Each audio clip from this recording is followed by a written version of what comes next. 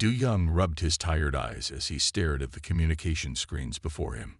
The bright displays lit up the otherwise dark room at the Galactic Council headquarters. As Earth's communication channel stayed quiet for the fifth straight hour, an uneasy feeling grew in his stomach. "Something isn't right," he muttered, checking the system diagnostics for the third time. The readings were perfect. No technical problems, no interference, just complete silence from Earth. This had never happened before, not in the 100 years since Earth had joined the Galactic Council. A soft chime announced someone entering the communications center. Du Young turned to see Yum Ki, the Coalition Force's leading military strategist, walking toward his station. The older man's usually neat uniform looked wrinkled, and dark circles under his eyes showed he hadn't slept much. "Any response from Earth yet?" Yum Ki asked, his voice tight with worry. Du Young shook his head. "Nothing, sir. All channels are working perfectly, but they're just quiet." "This couldn't have come at a worse time," Yum Ki said, pulling up a chair next to Du Young's station. "The Void Collective is pushing hard against our defensive lines in the Orion sector. We need Earth's stealth ships for the counterattack we planned." The Void Collective had appeared 6 months ago, emerging from the unknown regions of space with technology that seemed to break the laws of physics. Their ships could appear and disappear at will, their weapons could tear through the strongest shields, and their motives remained a mystery. Only Earth's advanced stealth technology had been able to match them so far. Du Young was about to respond when his screen suddenly lit up with activity. "Sir, we're getting something from Earth." The main screen flickered to life, showing Ambassador Hajin's face. Du Young had met her several times during council meetings. She always had a calm, knowing smile. But now, her expression was different. She looked satisfied, almost pleased, despite the gravity of the situation. "This is Ambassador Hajin of Earth," she began, her voice clear and steady. "To all our allies in the Galactic Council and the Coalition Forces, I bring an important message from the Emergency Council of Earth." Du Young noticed Yum Ki leaning forward, his hands gripping the edge of the console. "As of this moment, Earth is initiating the Ghost Protocol. We choose to remain silent. This is not our surrender. This is our strategy. Trust in humanity's wisdom." Hajin's eyes seemed to look directly at them through the screen. "For those with the authority to access it, we have left coordinates to a quantum vault containing classified information. This vault will open only when specific conditions are met." The ambassador's image flickered slightly. "Remember this. Sometimes the loudest voice is a whisper, and the strongest presence is an absence. Earth has not abandoned the fight. We have become something more. Ambassador Hajin." Out. The screen went dark. "What coordinates?" Yum Ki demanded. "Did she send them?" Du Young's fingers flew over his console. "Yes, sir. They came through on a separate encrypted channel. But..." He paused, frowning at his screen. "They're not coordinates to anywhere in known space." The next few hours became a blur of activity. More coalition officials arrived at the communications center as word spread about Earth's message. Du Young found himself explaining again and again what he had witnessed, playing back the recording of Hajin's message and trying to make sense of the strange coordinates. Among the officials who arrived was Taiwan, Earth's leading scientist in the Quantum Communications Division. Unlike the others who demanded answers, Taiwan sat quietly in a corner, studying the coordinates with intense concentration. "These aren't normal space coordinates," Taiwan finally announced, drawing everyone's attention. "They're quantum coordinates, directions through probability space rather than physical space." "Can you decode them?" Yum Ki asked. Taiwan shook his head. "Not alone. This is incredibly complex. The coordinates seem to change every time I look at them, following some pattern I can't quite grasp. It's like they're alive." As the day progressed, more disturbing news arrived. Every human ship in coalition space had disappeared. Earth's orbital defense platforms had vanished. Even the human crews serving on alien vessels had quietly departed in the hours before Hadjin's message, leaving only brief notes of apology to their commanding officers. The council chamber was in chaos when Du Young was called to present his report. Representatives from 100 species argued about Earth's apparent desertion. Some called it cowardice, others suspected betrayal.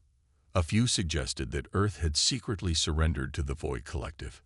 Only Jai Yun, the Coalition's chief intelligence officer specializing in human psychology, remained calm. When she finally spoke, the chamber fell silent. "You're all missing the point," she said, standing at her podium. "Think about what we know about humans. Have they ever been predictable? Have they ever done anything the way other species expected them to?" She walked to the center of the chamber, her steps echoing in the silence. When humans joined the council, they didn't bring the biggest ships or the strongest weapons. They'd brought innovations no one had thought of before. Their strength was never in brute force. It was in thinking differently. "But they've abandoned us," shouted a representative from the Centaurian Empire. Jai Yun smiled. "Have they?" Ambassador Hadjin's exact words were, "This is not our surrender. This is our strategy." When has Earth ever lied to the Council? Then what are they doing? Someone else demanded. "I don't know," Jai Yun admitted, "but I believe we're about to see why humans have always been different from the rest of us. They don't just think outside the box. They pretend the box doesn't exist." Back in the communications center, Du Young's screens suddenly picked up unusual energy readings from the Void Collective's territory. 3 of their major supply bases had gone dark in the past hour. There were no signs of battle, no weapons fired, just silence.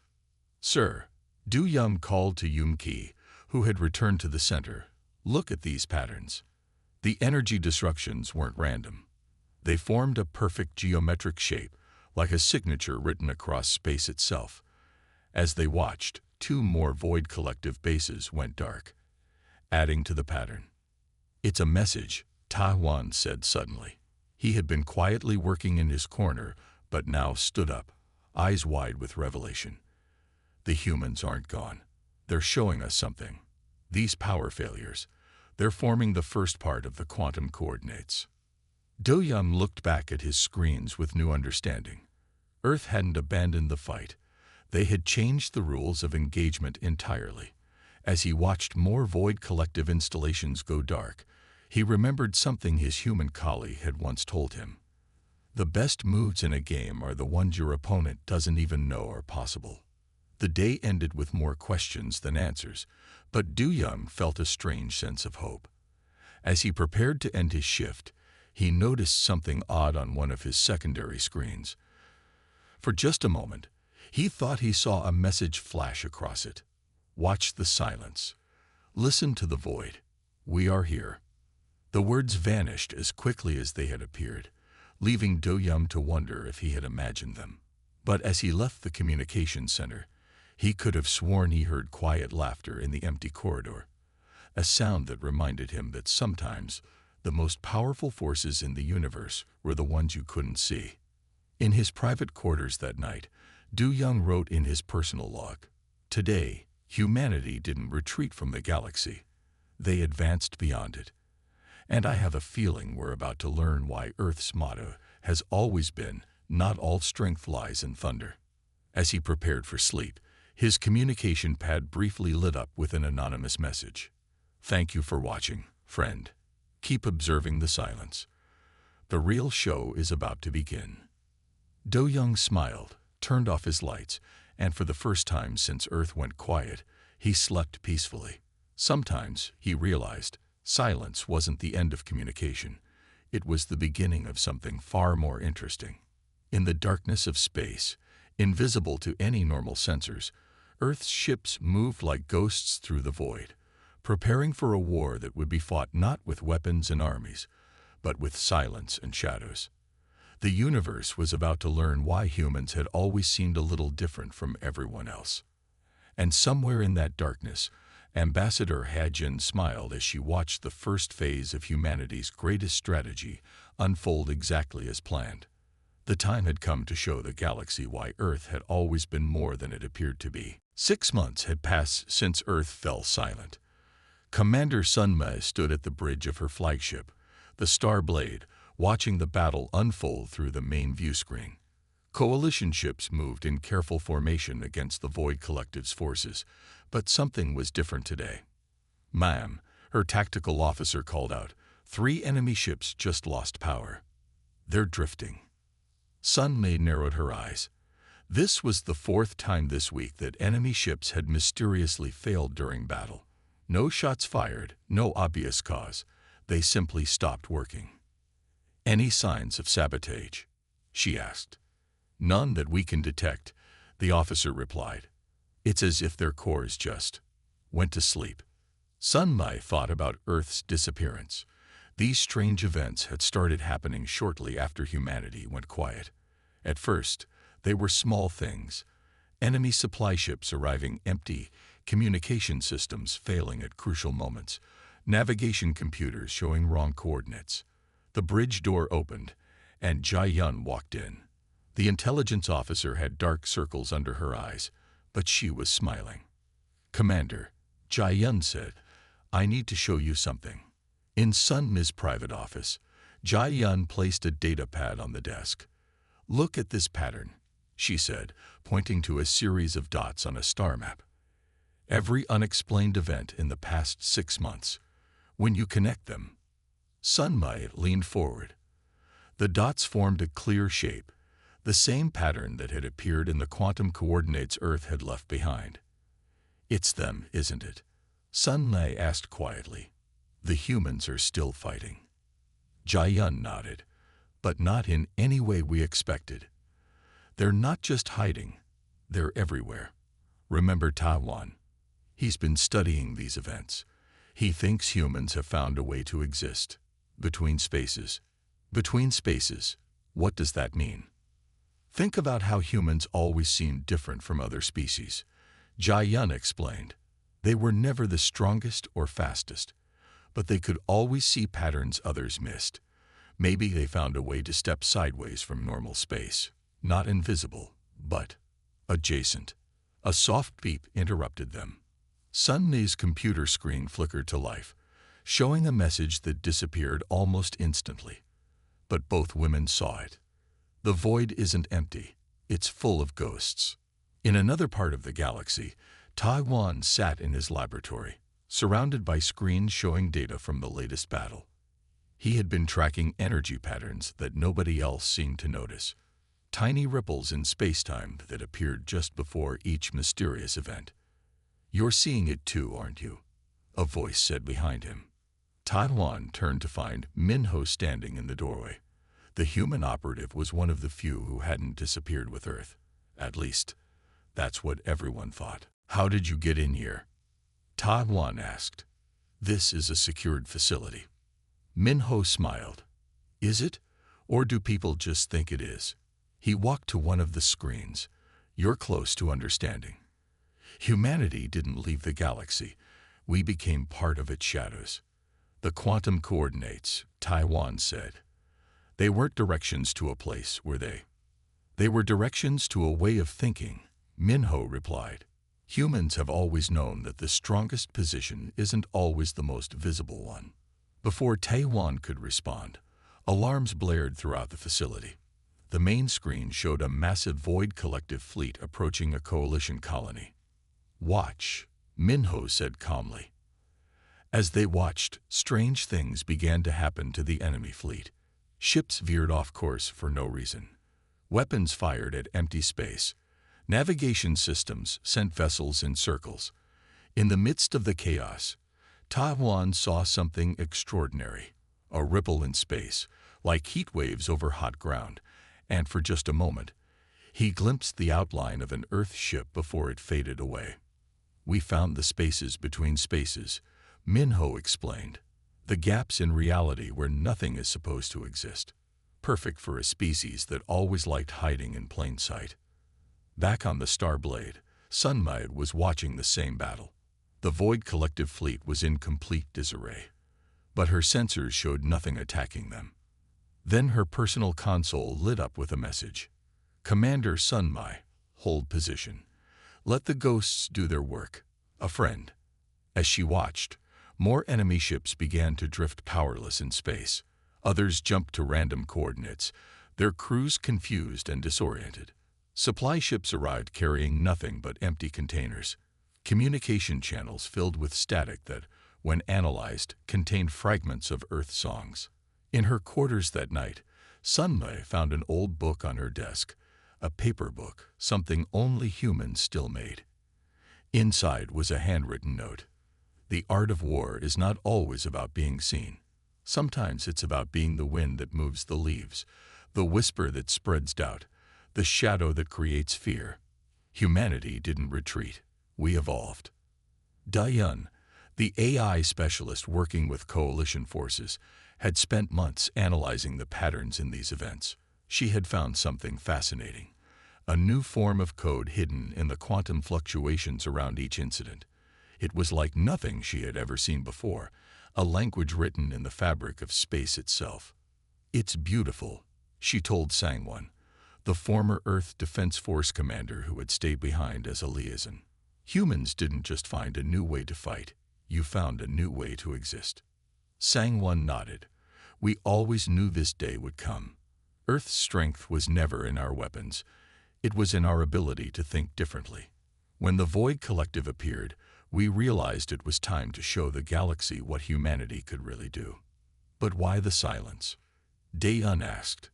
Why not tell your allies? Because sometimes the best way to teach is to let others learn for themselves, Sangwon replied. The galaxy needed to understand that power isn't always about force. Sometimes it's about knowing where to stand so that the smallest push has the largest effect. As if to prove his point, reports started coming in from across coalition space. Void Collective bases were going dark. Supply lines were breaking down. Enemy ships were getting lost in familiar territory. And in every instance, sensors detected those strange ripples in space, like reality itself was being gently pushed aside. In the Galactic Council chamber, representatives were beginning to understand.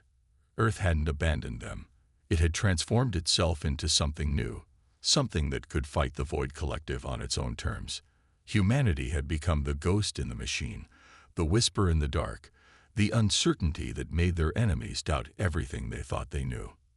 The war was changing, not through grand battles and powerful weapons, but through silence and shadows.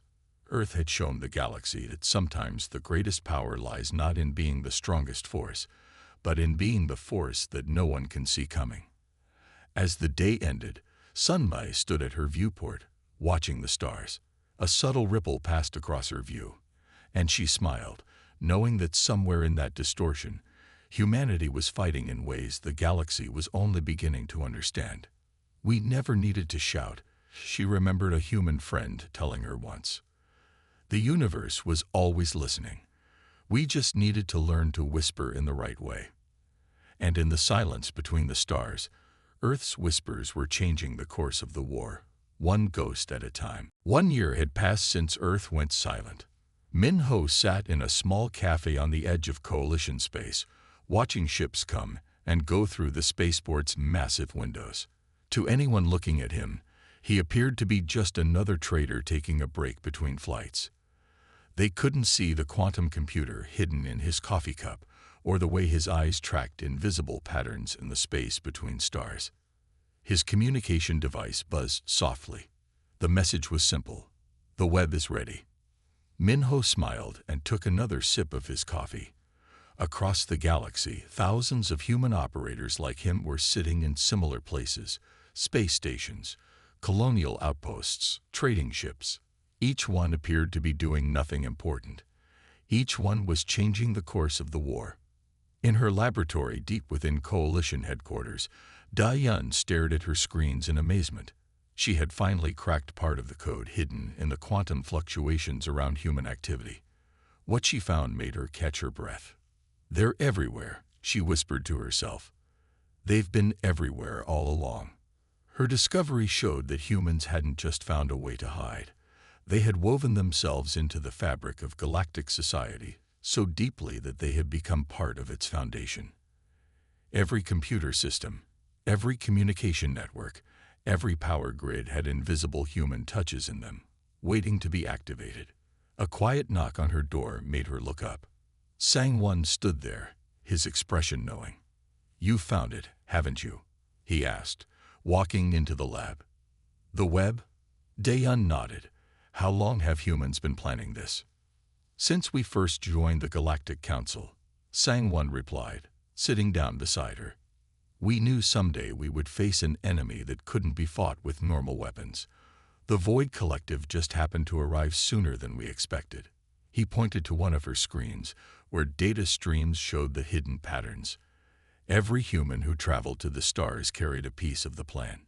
Every trade deal we made, every cultural exchange, every diplomatic mission. We were building something bigger than anyone could see. In another part of the galaxy, a Void Collective supply fleet disappeared, not through violence or destruction. The ships simply found themselves becoming lost in familiar space, their navigation systems showing different coordinates every time they checked. Their fuel seemed to vanish faster than it should. Their communication systems picked up strange echoes of old Earth music. Commander Sunmai received the reports with a growing sense of understanding. "They're not just fighting the enemy," she told Jae-yeon. "They're making the enemy fight itself." Jae-yeon agreed. Humans always said their greatest weapon was doubt. Now I understand what they meant. On her screen, more reports appeared. Void Collective soldiers were becoming jumpy, seeing movements in empty corridors. Their leaders were growing paranoid, suspecting spies and traitors where none existed. Their mighty war machine was slowly grinding to a halt, not through defeat in battle, but through 1,000 tiny uncertainties. In his hidden command center, buried in the spaces between normal space, Min-ho met with other human operators. The room seemed to shift and change as they talked, never quite settling into one shape or location. "Phase 3 is ready," said Hae-Nul, their chief strategist. "The quantum web is complete. Every system the Void Collective uses to wage war is now part of our network." Min-ho looked at the others gathered there. Each had spent the past year living double lives, appearing to be simple traders, workers, or travelers, while actually being part of humanity's greatest military operation. "Remember," Hae-Nul continued, "our strength isn't in destroying their systems. It's in making those systems work for us. Every weapon they build, every ship they launch, every order they give becomes part of our strategy." Back in coalition space, Dae-yeon made another breakthrough. She called Sang-won to her lab immediately. "Look at this," she said, pointing to her main screen. "The quantum fluctuations aren't random. They're creating a new kind of space, a layer of reality that exists between normal space and wherever the Void Collective comes from." Sang-won nodded. "The borderland. That's where we've been operating. Not fully in normal space, not completely in the void. It's the perfect place for a species that's always lived between extremes." As if to prove his point, alarms began ringing throughout the facility. A massive Void Collective fleet had appeared near a crucial coalition world. But before anyone could react, strange things began happening to the enemy ships. Their weapons fired, but the energy blasts curved away from their targets, following paths that shouldn't have been possible. Their shields flickered between full power and nothing, creating patterns that looked like twinkling stars. Their mighty engines pushed them forward and backward at the same time, leaving them trapped in a dance of motion without movement. In the cafe where Min-ho sat, he watched the battle through his quantum-enhanced senses. He could see the human operators at work, each one touching the web of reality in just the right way to create effects that seemed like magic to outside observers. A group of Void Collective officers sat nearby, arguing over reports from the front. Min-ho listened as they described impossible events, unexplainable failures, and a growing sense that they were fighting an enemy they couldn't see or understand. "The humans weren't ready for this war," one officer said confidently. "That's why they ran away." Min-ho hid his smile behind his coffee cup. Humans hadn't run away. They had finally started fighting in the way that came most naturally to them. Not with force against force, but with wisdom against strength, patience against power, and knowledge against fear. As the day went on, more reports came in from across the galaxy. The Void Collective's mighty war machine was falling apart, not through decisive battles, but through a million small defeats. Their supplies went missing. Their plans leaked to enemies they couldn't find. Their soldiers jumped at shadows that might or might not be there. In her lab, Da-Yun watched the pattern of humanity's web grow ever more complex. "It's beautiful," she told Sang-Won. "They've turned the entire galaxy into one giant trap, but not to destroy, to transform." Sang-Won smiled. That's always been humanity's real strength. Not breaking things, but changing them. Not fighting the current, but becoming the current itself. As night fell across Coalition space, Min-Ho left the cafe and walked through the spaceport. To everyone else, he was just another traveler. But in the quantum realm, in the spaces between spaces, he was part of something greater. Humanity's answer to an enemy that thought power came from force alone. We never needed to be the strongest, he thought, remembering the words from Earth's last message. We just needed to be the cleverest. And sometimes, the cleverest thing to do is to become what no one expects you to be. In the darkness between the stars, Earth's silent warriors continued their work, proving that sometimes the greatest victory comes not from the noise of battle, but from the quiet changing of reality itself. 2 years had passed since Earth fell silent. Ju-Won, chair of Earth's Emergency Council, stood in the quantum vault chamber. The time had finally come. Around him, the walls seemed to shift between solid and transparent, a visual reminder of humanity's mastery over the spaces between spaces. "Are we ready?" he asked Seo-Jin, the quantum vault guardian. She nodded, her fingers dancing over controls that existed in multiple layers of reality at once. "The conditions have been met. The vault will open when you give the command." In Coalition headquarters, Du-Young sat at his familiar communication station. 2 years of watching silence had taught him to see patterns that others missed. Now those patterns were changing. Something big was about to happen. His screens lit up with activity. Not just 1 or 2 channels, but all of them. Every communication system in the galaxy was coming alive with the same message. Watch the silence break. Commander Sunma stood on her bridge, watching as space itself seemed to ripple and change. The Starblade sensors were picking up energy readings unlike anything they had seen before. It was as if reality was being gently pulled aside like a curtain. Multiple contacts appearing, her tactical officer called out. They're everywhere.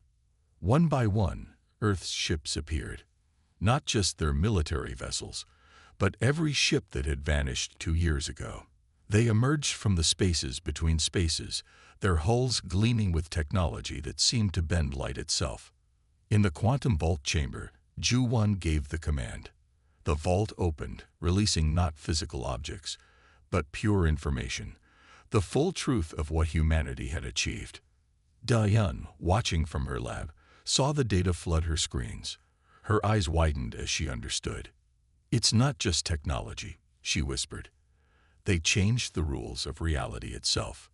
The data showed how humans had spent centuries preparing for this moment.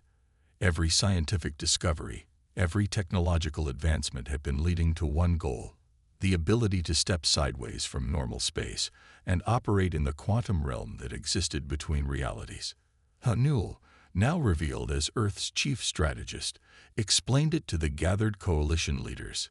"We knew someday we would face an enemy that lived in the spaces between normal space. The Void Collective wasn't a surprise.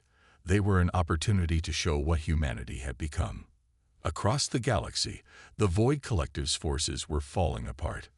Not through violence, but through transformation. The quantum web that humans had woven through reality itself was changing them, showing them a different way to exist. Min-Ho watched from his cafe as Void Collective ships began appearing in normal space again. But they were different now. The quantum web had done its work, teaching them what humanity had learned long ago.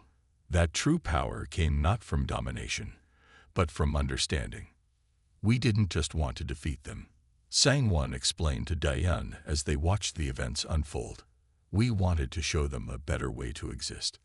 That's always been humanity's real strength, not destroying our enemies, but transforming them into something new. In the Galactic Council chamber, Ambassador Ha-Jin appeared for the first time in 2 years.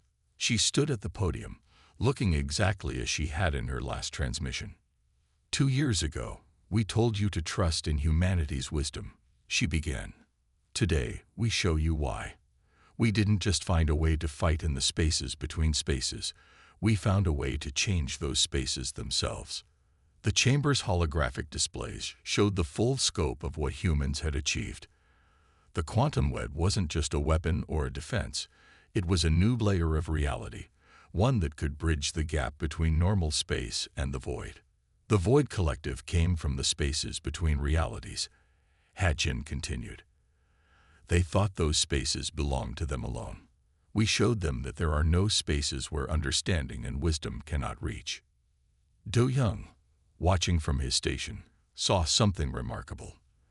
The mysterious coordinates that Earth had left behind weren't just locations. They were instructions for seeing reality the way humans had learned to see it. A reality where there were no true enemies, only opportunities for transformation. Ju-won stepped through the quantum bolt and appeared in the council chamber. Around him, reality seemed to flutter like pages in a gentle breeze. We didn't abandon the fight, he said, his voice carrying to every corner of the galaxy through the quantum web. We became something more than fighters. We became teachers. As if to prove his point, former Void Collective ships began appearing alongside coalition vessels. Their crews had learned what humanity had been trying to teach, that the spaces between spaces weren't meant for warfare, but for understanding. Sun Mai watched from her bridge as the transformed ships approached. Their weapons had been changed into tools for exploration. Their void-jumping technology now served to bridge gaps between cultures instead of attacking them. This is what humans do best, Jia-yun said, standing beside her. They don't just solve problems. They transform them into opportunities. In his cafe, Min-ho finally stood up from the table he had occupied for 2 years. Around him, reality settled into a new pattern, not quite normal space, not quite void, but something in between. Something better. We never needed the biggest ships or the strongest weapons, he said to the gathered crowd of coalition and former Void Collective members. We just needed to show the galaxy that there's always another way to see things. As the day ended, Earth's silence finally broke completely. But it wasn't broken with shouts of victory or claims of power. Instead, it was broken with an invitation to all species to learn what humanity had discovered in the quiet spaces between the stars. Ju-won's final address to the galaxy was simple. In silence, we found wisdom. In darkness, we found understanding. And in the spaces between spaces, we found a way to make the universe a little bit better than we found it. The war was over, but more importantly, the universe had changed. Humanity had shown that sometimes the greatest victory isn't in winning a fight, but in transforming it into something that makes fighting unnecessary. And in the quantum web that now connected all of reality, Earth's silence had become a song of transformation, teaching anyone who would listen that the spaces between spaces were never meant for war. They were meant for growth, for understanding, and for peace.